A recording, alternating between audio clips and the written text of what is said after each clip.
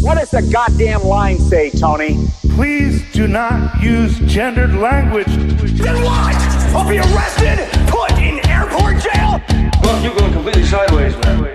It's a big club, and you ain't in it. How dare you? Mr. Speaker, the President of the United States. I'm Chris Hansen with Dave on NBC. Jack Marius, Tack Theratrix. Hi, I'm Spartacus. Jackson, Sacramento, he, him. Steven Seagal. Sex offender guy. I'm Keith Morris. This is Muammar Gaddafi. I'm Rick James, bitch. Sorting through the lies. The hijacker's passport was found blocks from the World Trade Center crash site, if you can believe that. We cannot track $2.3 trillion in transactions. And uncovering the centuries-long plan for world domination. Learning about Cuba, having some food. Let's talk about Chinese people. Have you ever been in a Turkish prison? Swangles in Fort Lauderdale? I have sent 6 of my Libyan missiles to blow up the Sears hardware department. Nothing could be more fun than jumping off a cliff with 2 German bisexuals. Oh, you English are so superior, aren't you? Thank you, comrade. And now, macroaggressions. That's what assholes call it.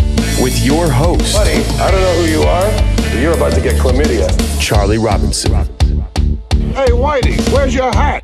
You want to drop the blame on Charlie and say it's all Charlie's fault. He was a retard. I get some goddamn diuretic. Welcome to Macroaggressions. I'm your host, Charlie Robinson. If you are watching us on Iconic, YouTube, or Rockfin, or you're listening wherever podcasts are served, we certainly do appreciate your attention. We know you have a lot of options out there, and we couldn't do this show without the amazing support of our sponsor. Honey Colony has been great to us. Miriam Hanane is the owner of Honey Colony. She is the director of Vanishing of the Bees. She has been on this program, and she's explained to us quite a bit about the way the world works. And she has taken her project, her Honey Colony, her honey documentary, and turned it into an actual store. Check out honeycolony.com. Use the promo code MACRO. Save yourself some money if you've bought your significant other things for many Valentine's Days and birthdays and Christmases and things like that, and you've run out of ideas. Go to Honey Colony. You'll get a fresh batch of ideas, stuff that she's probably never seen before. So take a look at that. And we're also sponsored by Chemical Free Body. Tim James has been on the program a couple of times. Just like Miriam, we've got these alternative media people that are also starting small businesses, and we want to support them. And Chemical Free Body is phenomenal for that. Everything that they make is non-GMO. It's totally organic. It's got all of the good stuff, none of the bad stuff. It's a local company. They'll ship to you anywhere in the United States on orders $99 and above for free. So check them out. Promo code MACRO. We will. It's supporting these two companies helps to support our show and helps to support them. It takes money and gives it to good people instead of to those pricks at Amazon. So we're happy to do that. And I'll tell you what, one of the great things about this show is that it's led me into friendships with other people that turned into the Union of the Unwanted Group podcast that I do with Sam Tripoli and Midnight Mike from OBDM and Ricky Varandas from The Ripple Effect. And through Ricky and through the Union of the Unwanted, I have had the opportunity to get to know our next guest, Teace Snyder, who is a director, an author, a podcaster, and a cool motherfucker from Canada. What's going on, Teace? How are you, man? Hey, Charlie. Thanks for having me on, man. Well, I mean, every time you've got, your podcast is called Conspiracy Synergy, and you have a couple episodes out there that I really have gotten into. I connect with your podcast. This is going to sound super arrogant, but I connect with your podcast because it kind of reminds me a lot of mine, which is you're kind of laid back and you're relaxing in your chair and you're talking about things that are important to you, but you do it in a way that I think a lot of people can connect with. How did you get started on the podcast? Well, basically, I was in the middle of, so my workflow and kind of what I'm all about insofar as what I bring to the table is how to go about confronting controversial material and conspiratorial material in a way that doesn't make people flip out, freak out, and run the other direction. Please teach us how to do that, because we're all still trying to figure that out. Oh man, like in an interpersonal way, I am fucking garbage at it. But insofar as like what I can do in a professional capacity, it's a highly edited show. So my show is very, very different, and it's not ultimately something that's meant to be just listened to. It has to be watched. You got to watch it. it's more of a visual show because you do a good job cutting in, editing. You're a director, of course. Of course, it's going to be visually appealing. I think if you're just listening to it and not watching it, you're sort of missing out on. Oh, totally. And so it's like 80% of the information is visual, and there's a lot of like I've gone to the point of injecting 1 or 2 frame flashes. I am deliberately tickling the funny bone of people who understand the realities of how this is brainwashing. So that's not there to brainwash people. That's there to make you laugh when I'm talking about brainwashing, so that there are those layers and kind of like, those additional things. So I got into the podcast because I was in the middle of doing another project where I was trying to talk about controversial themes in a very, very funny and lighthearted way. And that project was called Viva la Santa. And it was a graphic novel that I just stopped working on in the middle of it to then shift over to do the podcast. And the whole idea of Viva la Santa was that it's in a dystopian world where everyone believes in Santa Claus, which is basically just a metaphor for believing in the state. It's statism. Mm-hmm. It's just craziness. So that was something that I'm not a trained visual artist in the sense of like drawing. And so over the process of doing that, I was training myself to draw, and eventually got up to a point where I was good enough at it where I'm like, I started doing other little side diagrams, one of which ended up being the shirt for Fashion Sedition, and another one being the Les Millennials kind of graphic. That's a good one. With the cell phone. Yeah. And so that kind of stuff led me to a point where, and those of us who are more awake, we're in touch with nature in a way. And so it kind of steps forward at times, and it's like, okay, you learned the thing you need to learn, go over here now. And so it was one of those things. And just in the middle of the show, I'm like, nope, I need to do this other thing, because I was getting like these intuitive flashes for a good year building up to COVID of, no, motherfucker, you got to do this shit right now, and you got to be on it. And so that was something that I always gravitate towards, and I never ignore. And I found myself in the process of doing what is my normal creative work as a way of trying to more indirectly approach these themes, instead transitioning over to, no, I have to straight up put it on the table and then try and diffuse the kind of controversial emotional response that people have, so that I can reach out to a lot of normies who, if that diffusion isn't there, it's so heavy that it like backhands them, and then they just aren't present anymore, that kind of thing. Yeah, and I've been vocal about my missteps at a Thanksgiving dinner many years ago of bringing up 9/11 and watching the table turn on me. And so it's part of this is knowing your audience, obviously, and knowing your information, because I also made the mistake of not really having my argument as well formulated as I thought I might have had. And so I realized that if you don't come at these people with first, like you said, you sort of need to disarm the situation, because there's so much combativeness when you try and talk about a topic that the media has invested a lot of energy to try and paint in one method, and you come at it from another angle and you say, listen, all this stuff is garbage, and you start talking to normie people and they go, well, what do you they instantly get defensive, and it's like, well, it's not even your information. Why are you defending this information? It's not yours. You didn't research it. You just saw it on CNN, and now you want to argue with me about it. So I found, probably like a lot of us have, through trial and error, some ways are better at connecting with people than others. Taking out your fire hose of information and sticking it in their mouth and opening it up, that doesn't work. Nobody likes to be lectured to. And I've just, if it's somebody that I think is interested in engaging or wants to get engaged in this conversation, I basically try to flip it and put it on them. What do you think about this situation in Yemen? What they go, what situation? Like, well, what do you think we should do about the situation in Yemen? I mean, with everything, they go, I didn't know there was a situation in Yemen. Oh, yeah, there is. So, or what do you think about what? How do you? God, I'm having a hard time trying to figure out why a third building fell on 9/11. I mean, it doesn't make any sense to me. What do you think about this third building that fell on 9/11? I didn't know there was a third. You didn't, and so instead of, hey, come here, I want to tell you something. I want to tell you about Building 7, and they're like, no, thank you, I'm good. So all of this has taken time for me, at least, to try and figure out how best to do it. And even still, just when you think you've got a formula, put together, COVID comes along, and now and that just takes everything and throws it out the window, because now there's a brand new polarizing topic that you may or may not be allowed to talk about. You certainly are not allowed to have a contradictory point of view. How are things in where you're in Edmonton? How are things in the Great White North? I mean, is it lockdown city there, or is it just, or are you guys still sort of having some sort of one foot in reality?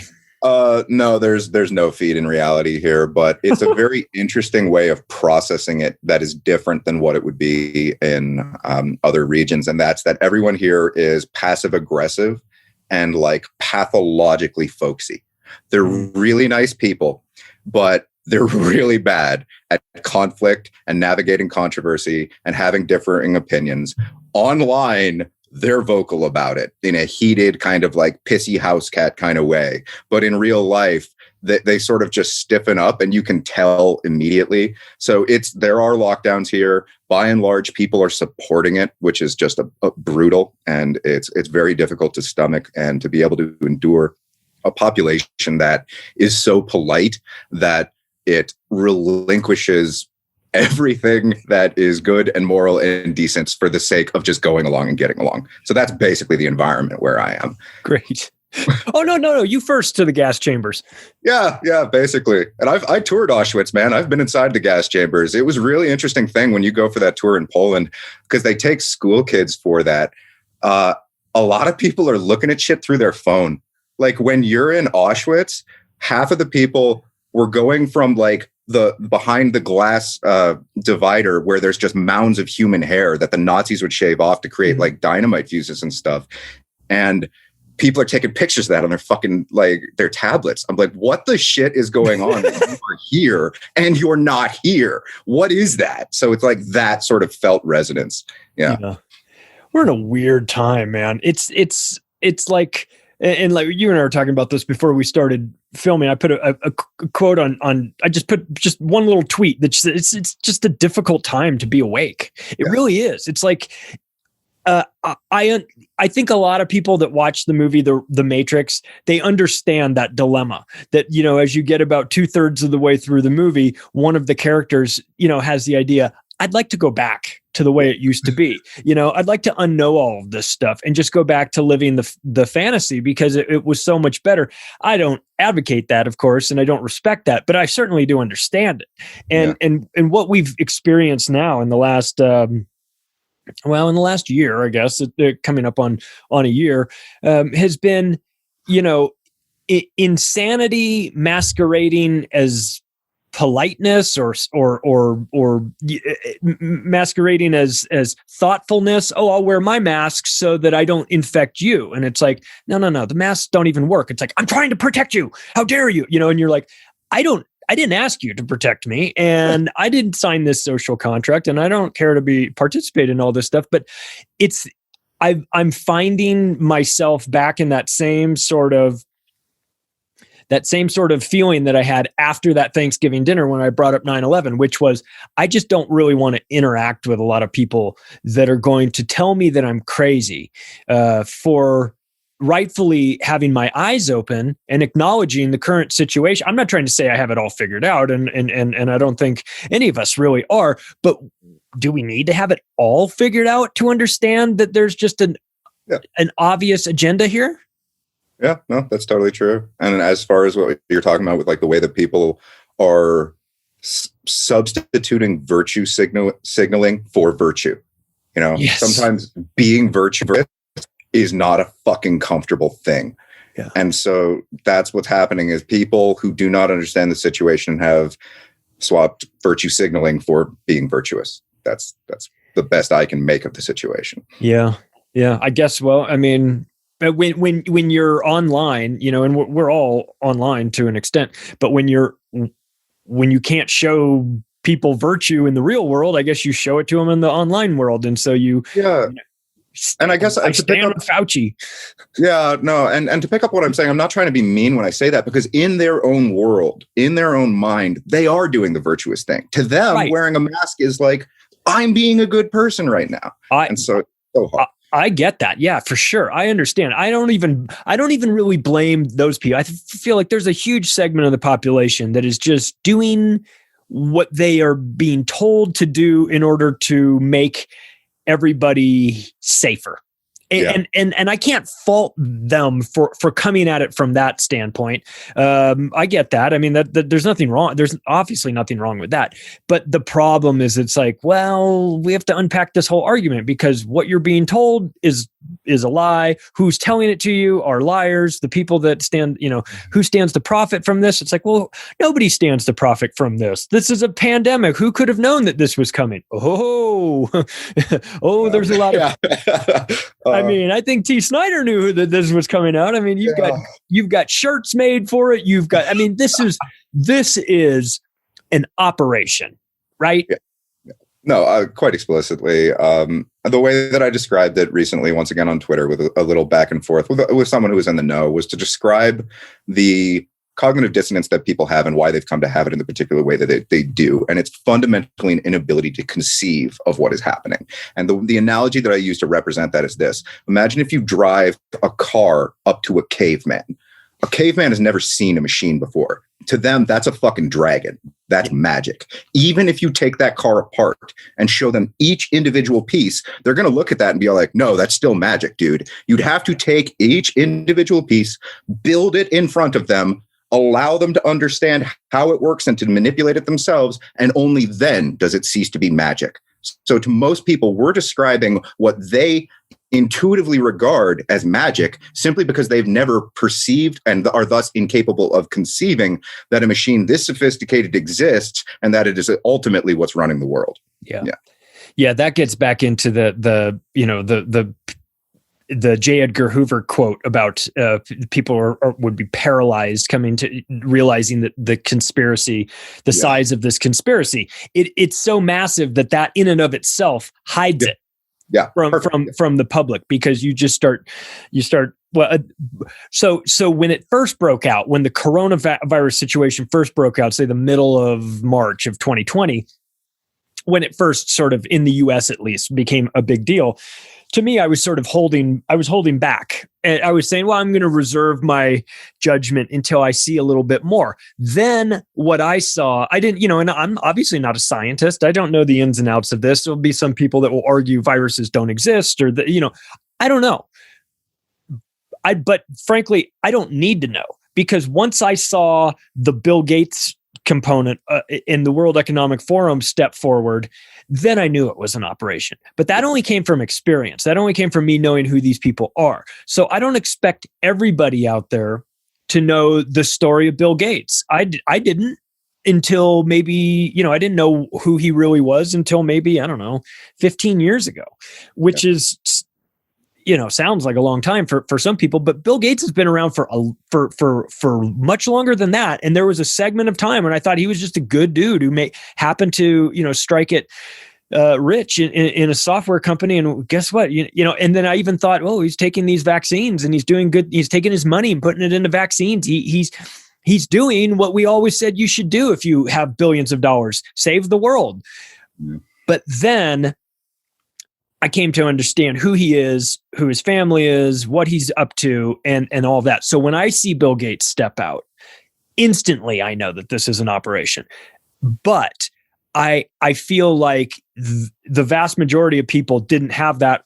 They didn't have that recognition, and for them, they're still waiting on it. They still are waiting for the nightly news to come out and say it's all a gigantic scam.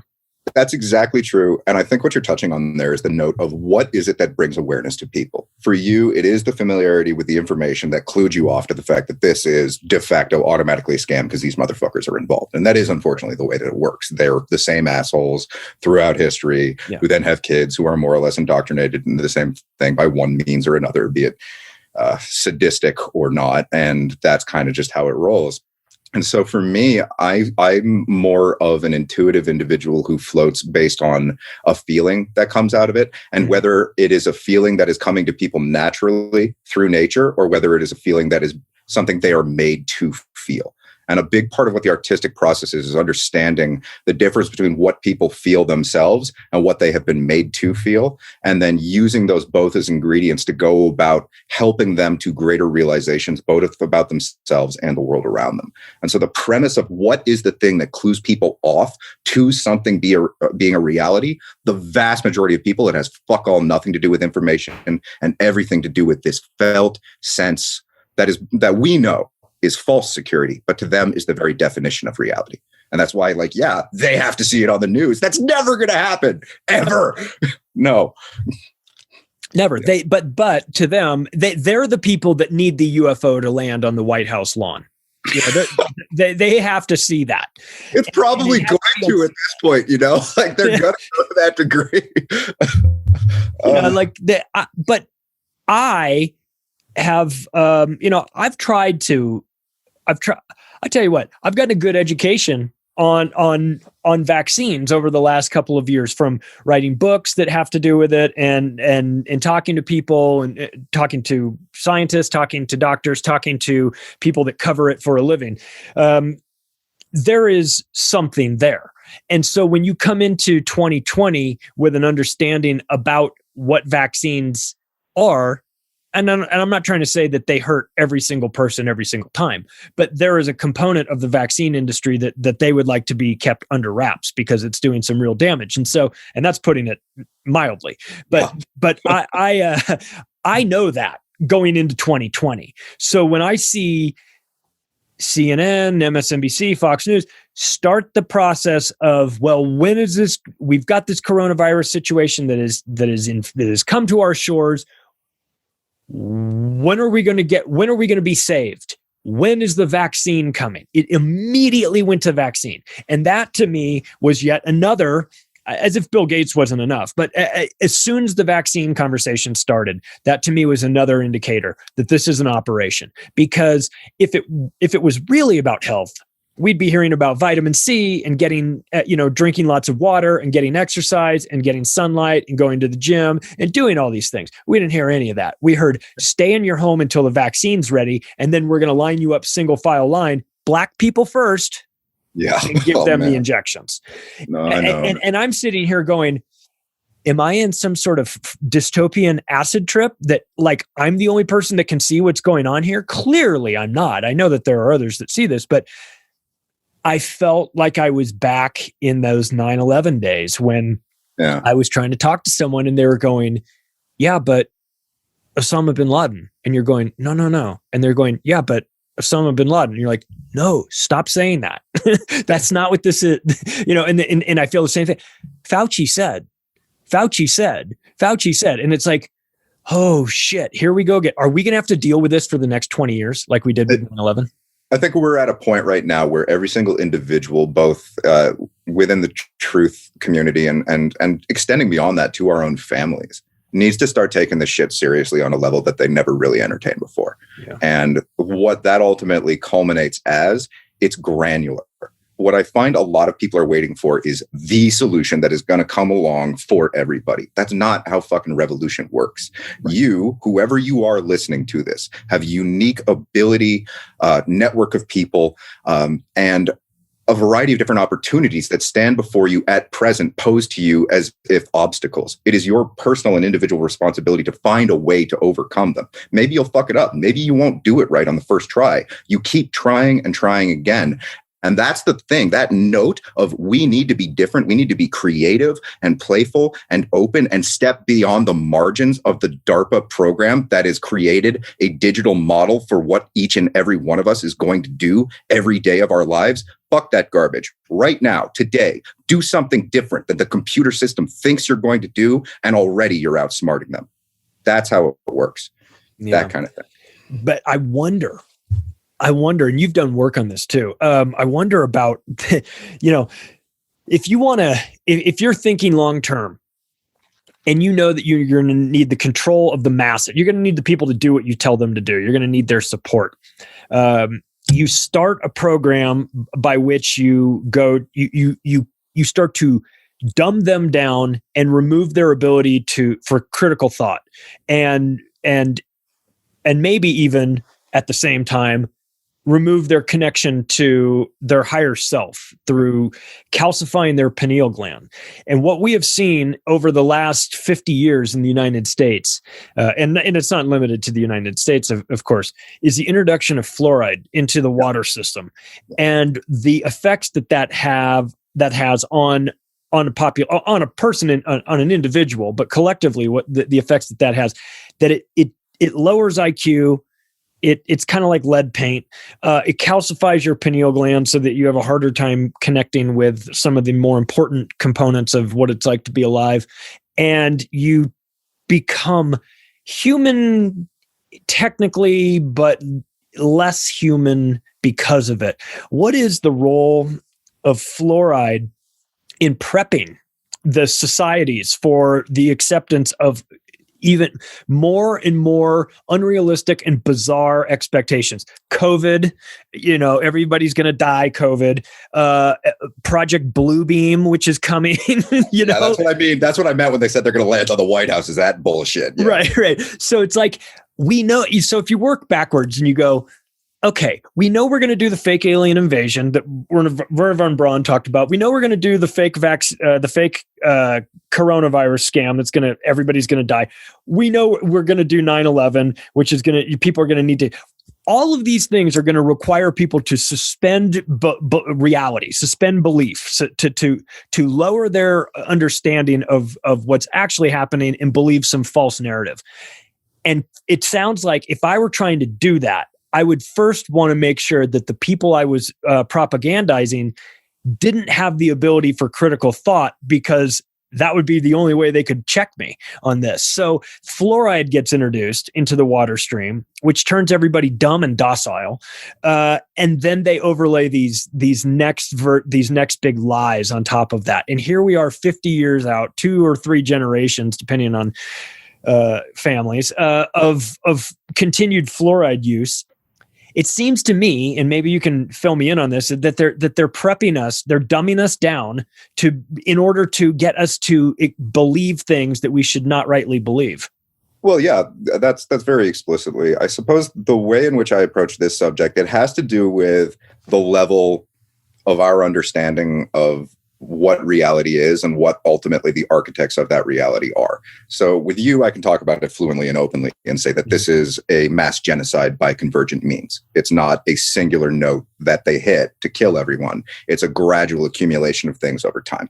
That's what the modern medical kind of system and network of associations within those various systems is. It is something that is ostensibly labeled as if it is for your betterment, when in actuality is very much to your detriment. 2016, they found that the number 3 death in the United States was from medical malpractice or error. That's pretty grievous. That's horrific. Yeah. And people still approach all of this stuff as if it's something that is a good thing.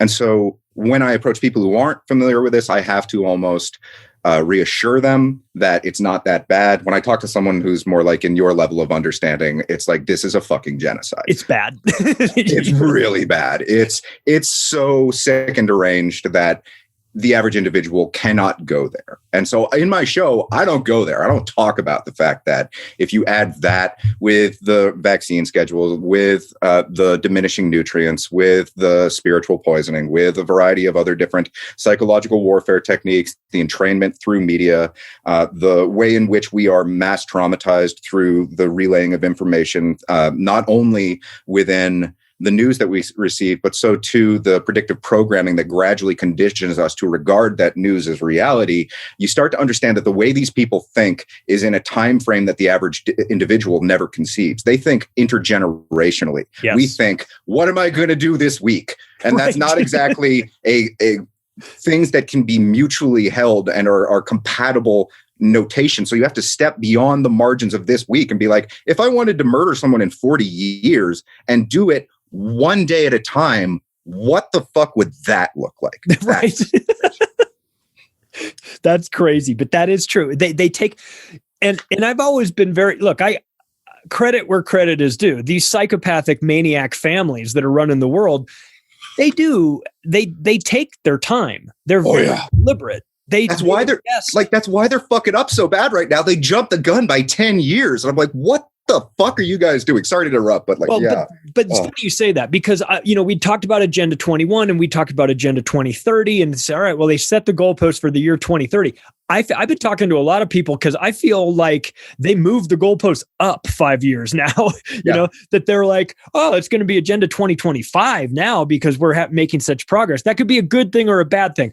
Good for us in the sense that anytime we get them to get off of their schedule and hurry up, they like you said, they have the opportunity to make mistakes because they take such a long-term view of this, and their approach is so methodical and psychotic, but set over such a long period of time that, like you said, and like David Icke has said, it's the totalitarian tiptoe. It's not A to Z, it's A to B and then B to C and then C to D. Yeah. And just do it in these incremental steps, and it makes it less noticeable, more stable. When you make these changes, they tend to stick and things like that. And so I wondered about that, how these,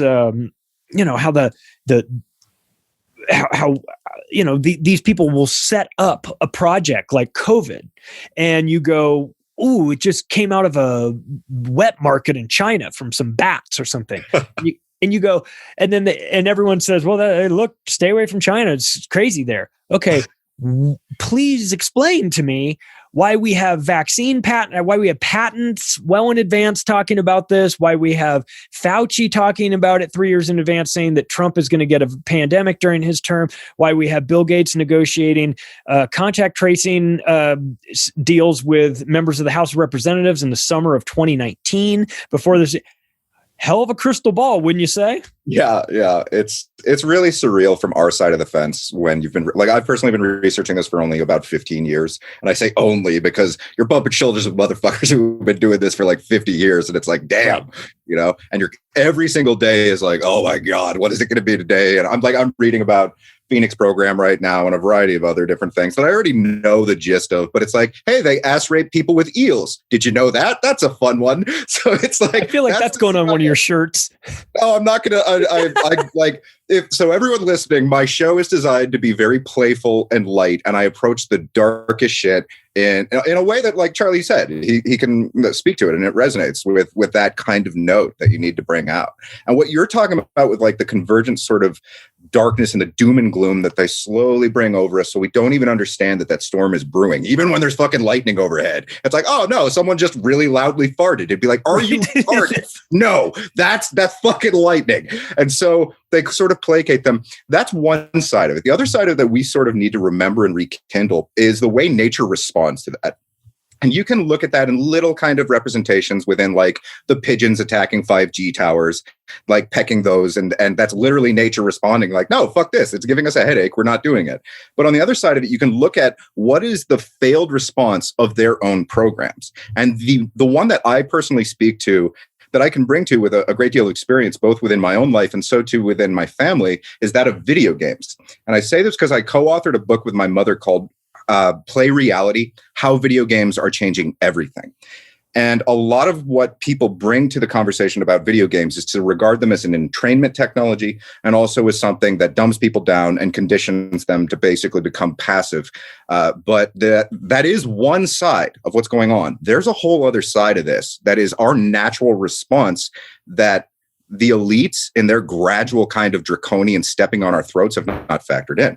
And so what video games are ultimately doing is they are both teaching you to be in the matrix and they're teaching you to wake up from being in a matrix. So every time you turn off a console, you're practicing waking up. And every time that you dream, what video games do is they sort of like inoculate against nightmares. So you're practicing fighting back against people within the game. You are actively controlling through the controller. It used to be that with a TV, you'd hold a remote, you'd think that you were in control, but really you're just tuning into them controlling you. Video games ever so slightly flip that paradigm in a way in which it actively encourages the gradual refinement of consciousness through the harnessing of flow in order to philosophically jujitsu the very entrainment technology they had hoped to be the final nail in our coffin. And so a lot of people talk about this as if it's only bad.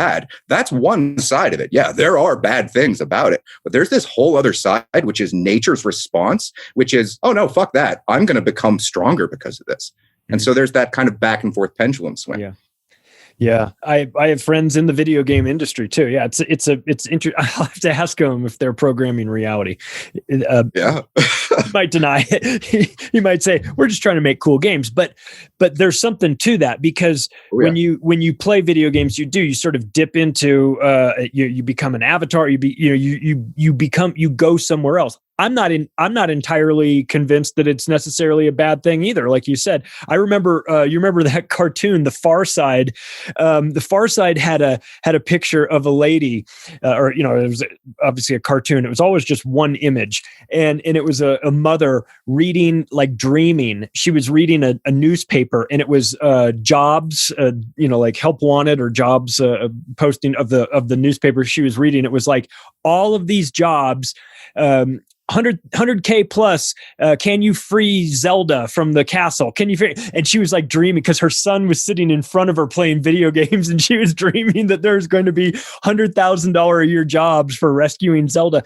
And it always made me think that like that was a joke. That was like from the 80s or maybe even 90s. But it was a joke. But now it's not. Now that's like a real industry. Like it's the video game industry is bigger than the movie industry. Oh yeah. This is one of those things that I continue like. So I'm gonna pick up on that hilarious example. That's really funny. One, in the sense that if you take it literally, it seems preposterous because it's like obviously that's not going to be a job saving Zelda. But if you take it as a metaphor for the leveling up and the gradual refinement over the process of growing up with these empowering kind of systems of feedback, then maybe you're not going to be saving Zelda in the game. Maybe you're going to find a Zelda in real life and help to save her. Ooh. So it's that sort of transference that I'm talking about. It is an active participant in the encouraging of consciousness while at the same time. And so this has to do with the manner of exposure. It has to do with resilience is optimized within 2 to 4 hours of play a day. And that varies on the individual. Under 2 hours, your resilience goes down. Over 4 hours, your resilience goes down. So what it is it's something where if you're able to harness it for what it's good for, you are able to then transfer that over to empower you within the real world. So the cartoon you're talking about, that's a beautiful example of that. It's both a joke and a powerful reality, Wow. So, but I think we would both agree that being the guy in South Korea that drops dead in a video game playing. I've been playing video games for 48 hours straight and then drops dead. Maybe don't do that. But there are some. Sorry, go ahead. Benefits here. And you mentioned something earlier about predictive programming. And I feel like this is an under talked about component of this whole thing. Oh yeah. And I think the reason why it doesn't get the sort of respect that it deserves is because it sounds so far-fetched. And the first time you hear about it, you go, get out of here with that nonsense conspiratorial bullshit. And you're like, wait, hang on a second. There is absolutely something to predictive programming existing on television, movies, video games, whatever. It's a real thing. How does it work? Okay, the way that I would personally, I'm assuming that everyone kind of knows what predictive programming is, but I'm going to kind of attempt to throw out a description. It's the gradual entrainment of an individual to think of things or to limit what they do not think of by way of that which they are exposed to in a casual way over the course of their everyday existence. And so that can be anything. The way in which it ultimately works is it's more powerful than the news.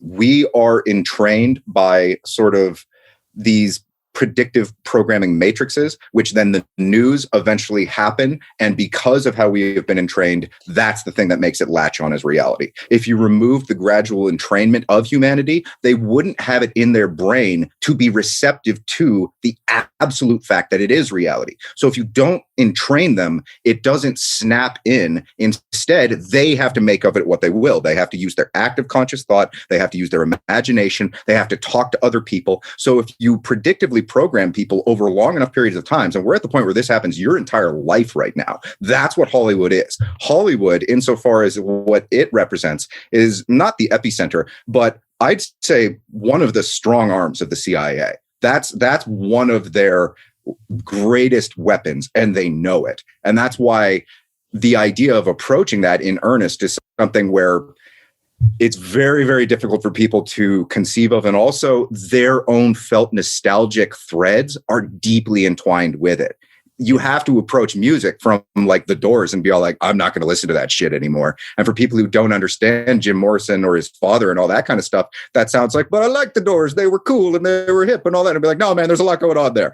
And so it's really difficult, but that's the strong arm that I see. And it's a strong arm because it's so big and so massive. Like imagine a bicep curling around the globe, it's slowly crushing the thing. Mm-hmm. And that's sort of what the NRO badge in your book, The Octopus of Global Control, touch on, is that massive scale that we aren't, but it's a very real thing. And predictive programming is a huge, huge part of doing that to people, man. Yeah. It's like planting idea seeds. Yeah. Watering them with the media, and then they grow up, and then, and it all seems very normal to us. The normalization of things like, I'll tell you what I have realized. I know that the Department of Defense has a office in Hollywood that if you want to borrow you want to use their aircraft carriers, they have final script approval on your. I mean, there's no doubt about that.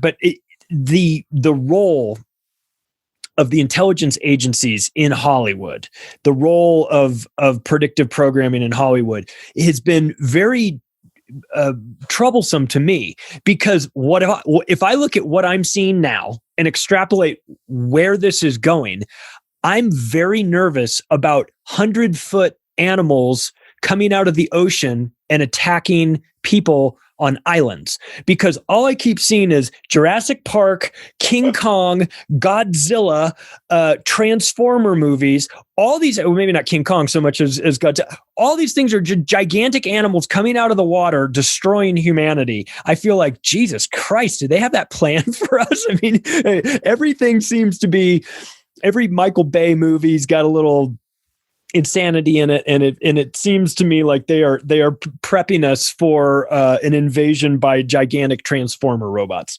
Okay, I completely agree, but I'm going to qualify a lot of that agreement with sort of a juxtaposition to what you brought up earlier with your initial thoughts of Bill Gates. I remember one time I was watching a Grand Theft World podcast, which, by the way, if you guys haven't checked out yet, it's a really great podcast. Richard Grove runs it. It's wonderful. It is great. And at one point during that, it was just a casual conversation between a couple of the members in the control room. And one of the guys was talking about how a long time ago he was speaking to someone about Bill Gates. And the person who was talking about Bill Gates was saying, oh, he's just came from a farmland family and he's an innocent dude. And the guy's like, whoa, that's not the reality. So he took like 15 minutes to explain to him what the reality was. And what they were discussing on that show is the notion that there are regionally seeded propaganda campaigns in order to like smoke and mirror cover the reality of these people. And so what you're talking about with the idea of there are these giant monsters coming for us, I completely fucking agree, but it's going to be a regionally specific thing. It isn't just going to be one thing. Project Bluebeam, yeah, it can be a giant fucking UFO, but what if in a different part of the world, they're deeply religious? Then it's better if it's a giant Jesus or if it's a giant demon. And so if we're all disagreeing with one another about the shit that we're seeing in the sky, if in one part of the world they're freaking about a demon, and in the other side of the world they're talking about the State Puft Marshmallow Man, it's going to be pretty fucking difficult for us to talk to each other. So absent the understanding of the regional compartmentalization of propaganda campaigns on this level, and the degree to which we always latch on one singular like a variable that accounts for all of it, this is going to be like them unleashing not just the Kraken, but like cracking into whatever the fuck they are able to imagine. And we're just like, can I go back to watching movies, please? This is just ridiculous. Your own personal Kraken gets in your head. I was talking I had Dean Henderson on. We were talking about the first Gulf War, the 91 Gulf War. And I heard the first 20 minutes of that. That was intense, man. Yeah, man. He's talking about how they were using voice to skull technology back then. I know. And that the Iraqis were like, I don't want to, like, I remember that because I remember them going like, they're showing the footage of all these people coming out of the bunkers and trenches and like with their hands up and running over to and Americans were like, what is going on here? I think these were supposed to be hardcore. They were doing that. And I know that they use that same technology on, was it Abu Zubaydah? It was one of those terrorist guys that they had, and they made Allah visit him in his prison cell in Guantanamo Bay and tell him that he needed to confess. And it was, and then all of a sudden the floodgates open, and he's like, "Let me tell you, I'm going to tell you all about the operation." They're like, "Holy shit, this stuff is working." So I would imagine that we're about to get in the future, we're going to get some version of voice to skull technology, Project Bluebeam, one of these things. We're going to get. We're getting prepped for it. All of them. I agree. All of them. So, all at once.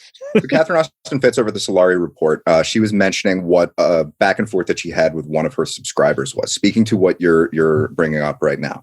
And the scenario was basically this. They were out on the town, and there was this Antifa mob, and they started violently assaulting one of the people. And the person was finally able to get his friend away from that, but then he tried to talk to the people who had started assaulting them. And in their own mind, they were absolutely convinced that they had seen this man throw a Nazi salute.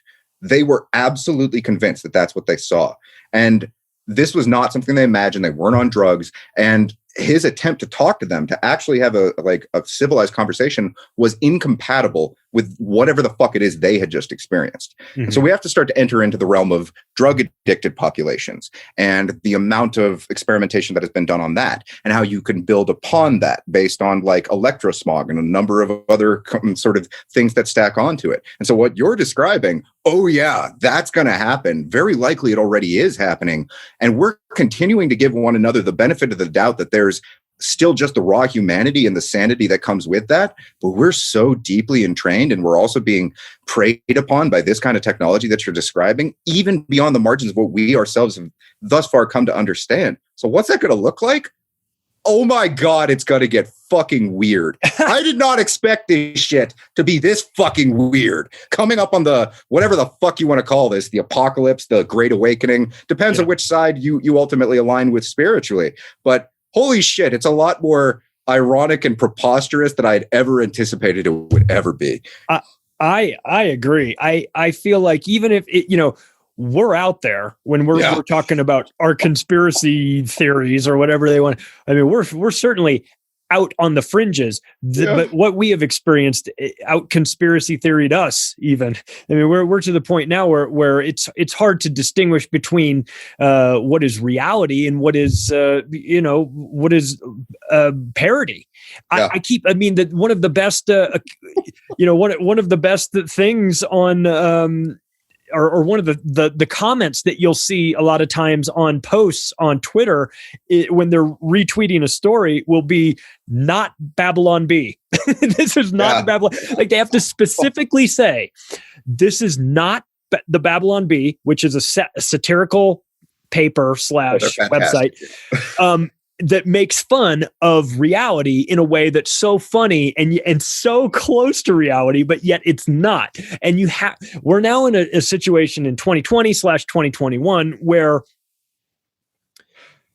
we have to differentiate between when we're talking about reality and we're talking about parody or science fiction, because they're so blurred right now that it is almost it's difficult to tell the difference.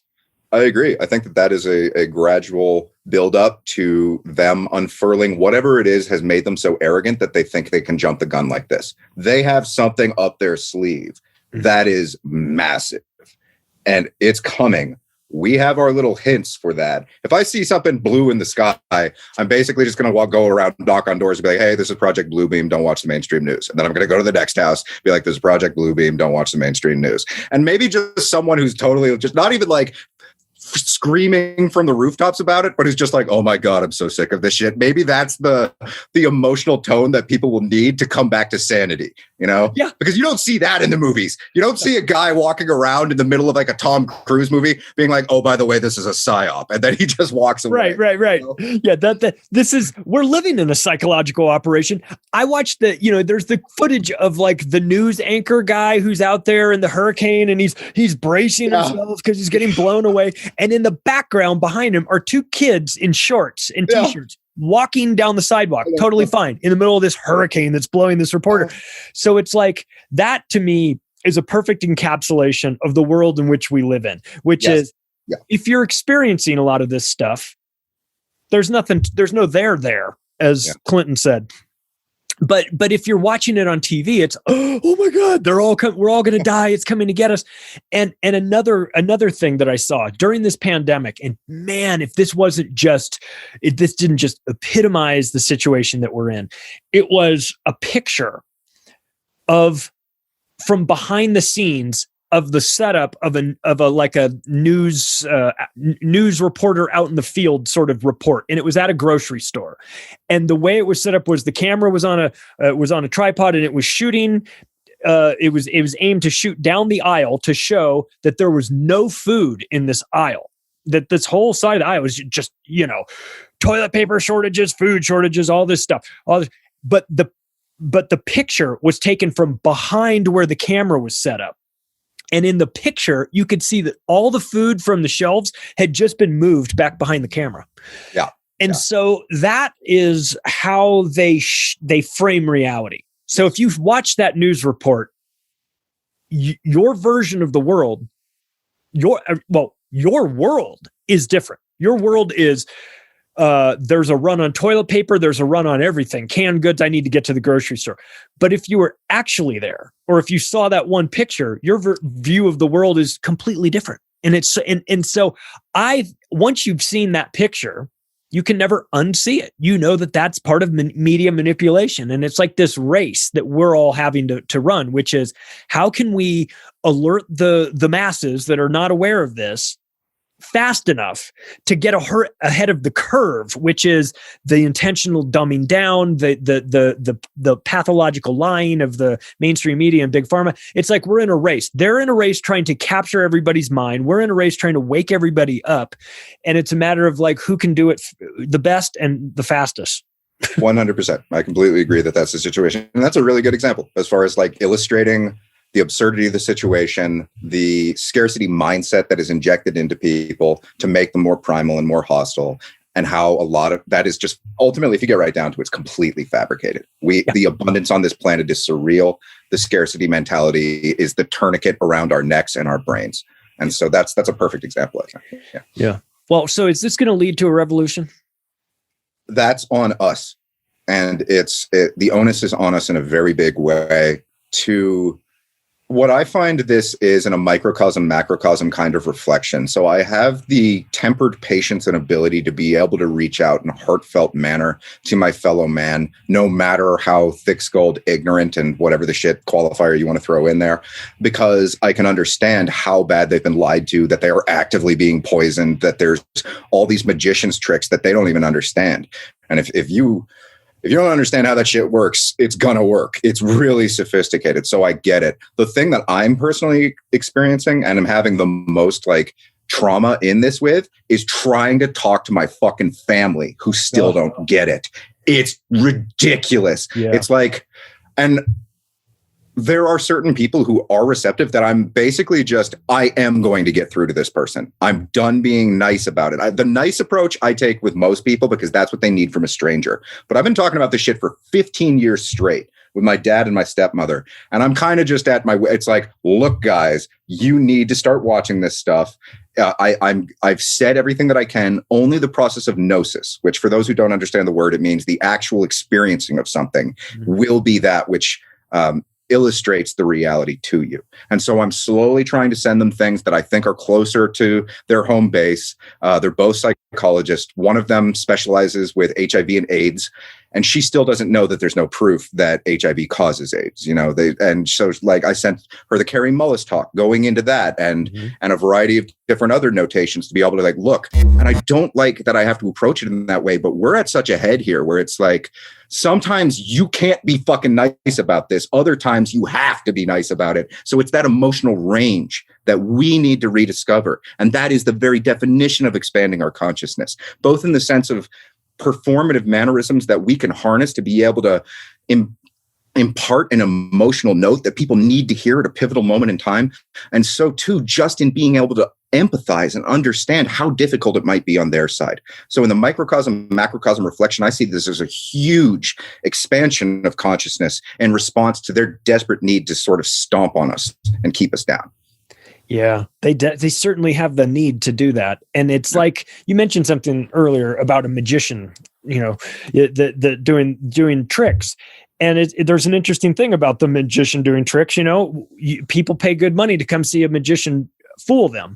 But once you know how the trick is done, they can't fool you with it anymore. Yeah. It's like George Bush said, fool me once. Just kidding. It's like, but really, once you see how it works, you made the caveman with the car analogy. This is, once you understand how this works and you see it for yourself, then you can never unsee it. You can never unknow it. So you're talking about having this conversation with your mom and stepdad about the, coming to understand what is actually happening for us. And I feel like you never know what's going to wake somebody up. And I'm not even talking COVID. I'm just talking about in general. Like for me, it was Building 7, but for other people, it might've been Vietnam. It might've been, I knew that was bullshit. And then I found out about the Gulf of Tonkin and Uncle Bob died there, whatever. Once you see the trick, it becomes increasingly more difficult for them to use that trick over and over again. And if there's one thing that we've learned from watching these maniacs that run the world, is that for as well-financed and as well thought out as they seem to be, they don't really have much of a variety. They tend to use the same tactics over and over again. Yeah. And so it seems like that might be their Achilles heel. It might give us the opportunity to capitalize on that, or to attack them where they're weak, which is the fact that they're not very creative in the ways that they come across. Once they decide that it's just going to be a depopulation agenda, they're very blunt in how they do it. So if we can wake people up to the strategies in which these maniacs use, then it's hard to use mind control on somebody that's watching out for mind control being used on them. You know what I mean? No, totally. You're 100% right. We're on the same page about the situation. I'm trying to constantly brainstorm ways to figure out how to reach out to other people. And ultimately what I've come to realize, I think, is it's not my job to reach out to everyone, even though that technically is my job, but it's your job too, because that's what we do. But some people are going to hear some voices and they're not going to hear other ones, and they're going to resonate with some presentations and they're not going to resonate with other ones. Some people you may never be able to reach out to. But if you walk over to your friend Doug and say, hey, Doug, here's all this information, and he hears you, maybe he'll be able to reach out to them. So it is encouraging those networks and associations of engagement. Don't bang your head against a brick wall. Understand that you're in a labyrinth. Find the way around.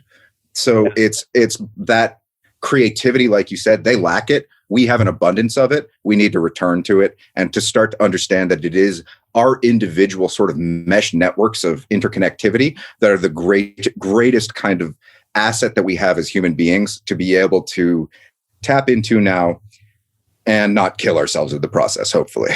Yeah, and what's funny is that you speaking of that, you've done a really good job of using your creativity in an artistic sense through directing, through writing, through podcasting, through your art, through your merchandise. All of that stuff seems like a really good way to. It seems like you've taken it upon yourself to use your creativity to beat them at their own game by exposing what they're up to.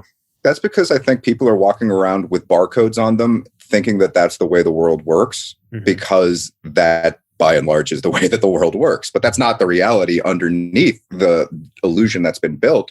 And so by reaching out to... Okay, so basically what I did is I figured out the branding that I felt would be able to reach the most people in a palatable and manageable way. And then I integrated that felt identity of branding such that people who are accustomed to being branded, as in the barcode I was just mentioning, would be able to kind of conceive of something, or at the very least not be fully threatened by it. And that's a big step. If you can say something to someone and they don't erupt in a volatile way, that's progress for where we're at right now. Yeah, no kidding. Like, holy shit, he didn't shoot me. That's amazing. It's like, that's where we're at right now. But it's true. So I'm like, all right, I need to figure out how the fuck I can communicate to that to other people. And I remember, when COVID started, I was in Europe having my trip absolutely ruined by my parents who would not stop freaking out about it. And I'm like, you guys don't understand how the system works. For the love of God, leave me alone. And I just wanted to like make it through my time and then to come back. And eventually they did. Like, so the way they organized the PSYOP in Europe was they closed all of the borders more or less at once, so that I know people who were on a train crossing the border from Germany. They stopped the train. They had people go on it, scream at everyone to take out their passports. They identified anyone who wasn't a national and sent them back the other direction. It was some like traumatizing shit. Whoa. And so those were the kind of like organized emotional notes that were being played internally at the time. And so I was sitting there in the airport in France where they closed all of the restaurants. There was only one place you could get food, and it was completely overwhelmed and picked over. They weren't allowing people to sit next together to eat, and yet people were sleeping shoulder to shoulder in the airport to be able to catch their flight overnight.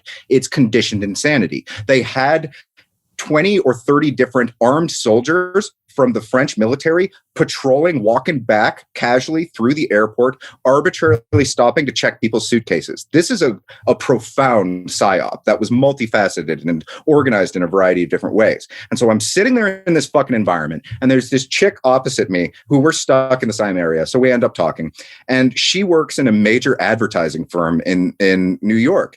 And I'm like, oh, okay, well, because I know what she does and I know she's not awake. And I don't say that as a judgmental thing. I'm like, can you give me your kind of thoughts and feedback on this work I'm doing? And I show her the illustrations that I did for the show that I made. And she's like, oh, wow, that's actually really cute and nice. And it doesn't come across in like this arrogant, egotistical way that conspiracy usually does, this highly academic variant, because we don't understand how difficult or heavy this shit is for most people. So I'm just like, all right, how about a cute bunny? Oh, by the way, the government's trying to kill you. Oh, hey, it's that kind of thing. And so that's the whole approach I've taken with the show. And I think that for some people, that might just be the fucking note they need to hear to be able to get tapping their toe to the actual beat of our hearts, you know? Yeah. Well, the show is awesome. Thanks. And like you said, I mean, it might be the way that some people need to have this stuff explained to them. Like, I'm going to do it in a way that's very lighthearted, and I connect to it very, very much so, because you explain it in a way that's very simple and doesn't come across as preachy. And you also showed that, I mean, it's also clear that you're passionate about it. You bring your artwork into it, your editing skill, the whole thing. It's a fun show to watch. Tell people where they can find you, where they can find your work, where they can find your merchandise, where they can support you in any way. Yeah, for sure. So my main two websites, the new show that we're talking about now, which is Conspiracy Synergy, that's at conspiracysynergy.com. My name is Teace, which is TEACE. And my personal website is teace.ca, because I'm in Canada. But if you go to Skynet and enter that information in, I'm sure I'll still pop up. I don't think I've been purged from the internet just yet, but we'll see where we are a couple of years from now. Hey, look, the day's not over yet. There's still time. That's Teace Snyder, everybody. He's the best. Go check out his work. Support him. Follow him on Twitter. I'll have all his links in the description. And if you like this show, and if you like the work that we're doing, consider sharing this broadcast with your friends and family, because God knows we're not going to get any help from the algorithms on that. Teace, you're the best. Thanks, brother. Thanks, Charlie. Great talking to you.